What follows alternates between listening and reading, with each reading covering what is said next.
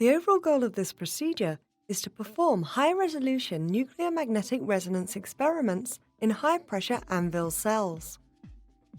This is accomplished by first preparing a radiofrequency microcoil of several turns from 18 micrometer copper wire.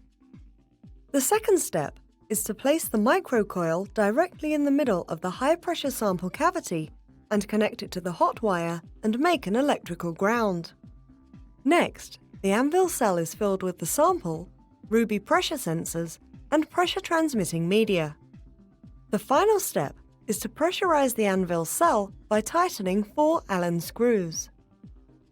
Ultimately, the anvil cell can be mounted on a standard nuclear magnetic resonance or NMR probe, allowing for frequency tuning and impedance matching. The main advantage of this technique over existing methods like split Baer coils or single-loop resonators with pressure cells is that in our approach the filling factor of our detection coil can be dramatically increased, allowing for high sensitivity NMR in anvil cells.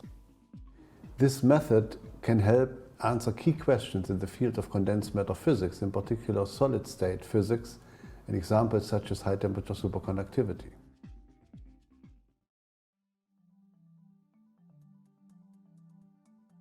First, fix the piston and XY plate in the mounting tools and insert the bowler-type anvils in the seating area.